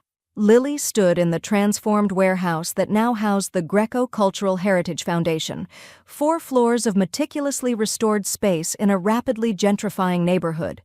What had once stored Serafino's questionable imports now contained climate-controlled vaults, state-of-the-art restoration labs, and a team of 12 conservators, 3 archivists, and rotating graduate students who looked at Lily with reverence.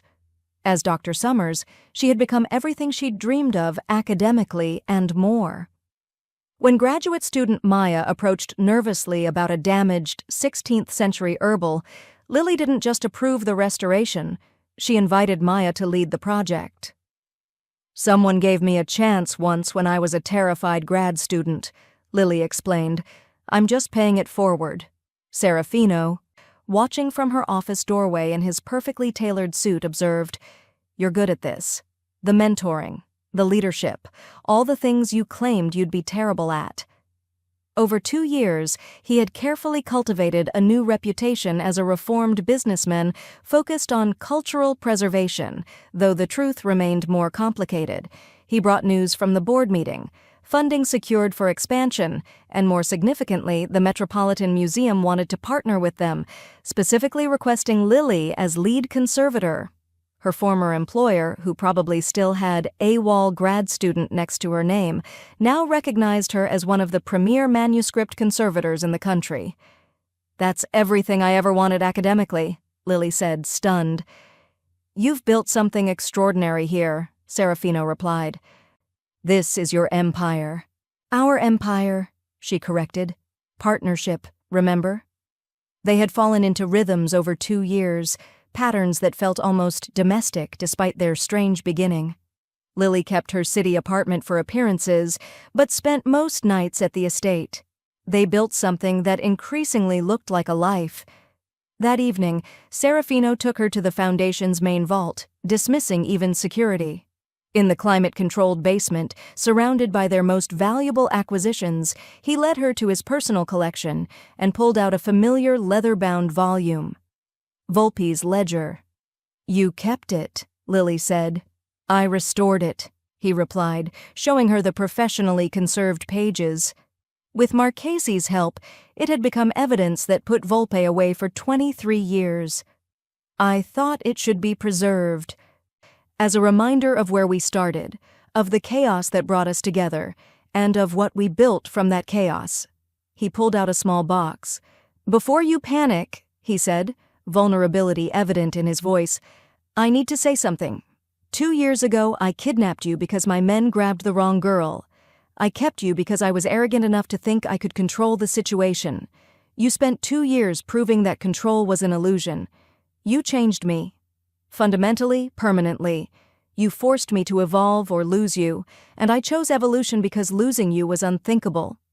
The box contained a stunning emerald ring surrounded by diamonds, her birthstone, designed specifically for her.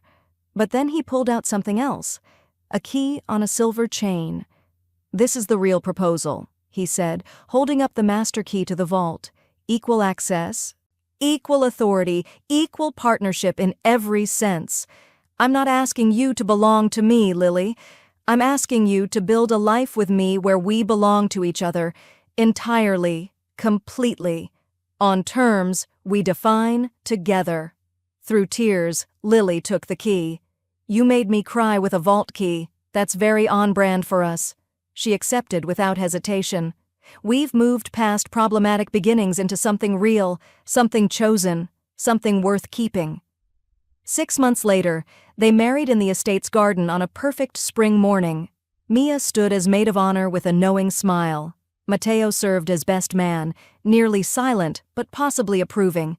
Marchese officiated with legal precision that made the ceremony both romantic and contractually sound. Lily wore emerald silk to match her ring. Serafino wore black and watched her like she was the only person in existence. His vows were unconventional. 2 years ago, I made the worst decision of my life. I had you kidnapped because I was arrogant and controlling. But you turned that worst decision into the best thing that ever happened to me. You forced me to evolve. You showed me that intelligence is more powerful than violence, that legitimacy is stronger than control, that partnership beats dominion every single time. You're the right girl, the only girl." Lily responded through tears. "You grabbed the wrong girl. I wasn't Valentina Volpe. I wasn't anyone important. I was just a broke grad student who restored books nobody read. You grabbed the wrong girl, but somehow I ended up exactly where I needed to be. You said I belonged to you, and you were right. But the beauty of it was, you ended up belonging to me too. entirely on my terms. At the reception in the conservatory, surrounded by rare plants and restored manuscripts, Mia cornered Lily. "Are we going to talk about how you married your kidnapper?" "Former kidnapper. He's reformed." Mia smiled. "You look genuinely, stupidly happy. That's all I ever wanted for you. Love is complicated. Sometimes it starts in the worst possible way and becomes something beautiful anyway." Lily stood in the Foundation's main gallery during the opening of their most ambitious exhibition, Transformation Through Time, Botanical Manuscripts from the Renaissance to Modern Day. The gallery overflowed with academics, donors, and journalists appreciating 18 months of meticulous work. She paused before a 15th-century herbal she'd personally restored, one that had been in Volpe's vault, part of the evidence that brought him down. Illustrations of deadly nightshade and hemlock, perfectly preserved. Serafino found her there. "Reminiscing?" "Remembering," she said, leaning against him comfortably. "This was part of what brought Volpe down. I always wondered why he kept botanical manuscripts mixed with criminal records." "Some people collect beauty even while creating ugliness," Serafino observed, "and some people transform their ugliness into beauty. That's harder but more impressive." "We did that together," Lily agreed. "Do you ever regret it?" he asked. "How we started?" Lily considered honestly. "I regret being kidnapped, obviously. The fear, the coercion, the loss of choice, those things were real and terrible. But I don't regret where we ended up. I don't regret choosing you after I had the power to choose. I don't regret building this life together. You grabbed the wrong girl, Serafino, and somehow that was exactly right." He smiled, the real smile reserved just for her. "The wrong girl who became the right woman, who became my partner, who became my wife, who became my entire world." "That's very poetic for a reformed criminal. I contain multitudes," he said. "You do," Lily agreed, "and I love every complicated, transformed, evolving one of them."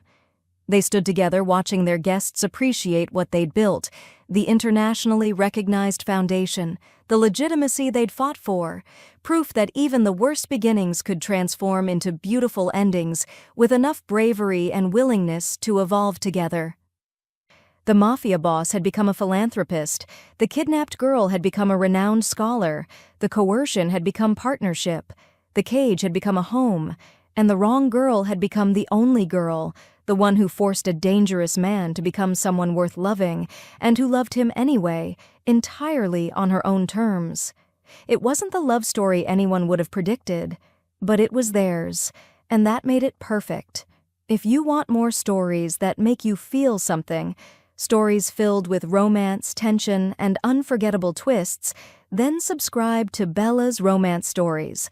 We're building a community of people who believe in powerful, emotional storytelling. Join us, hit that subscribe button, explore our other videos, and let's keep bringing stories to life. Stories that stay with you long after the screen goes dark. See you in the comments, and tell me your favorite moment from this story.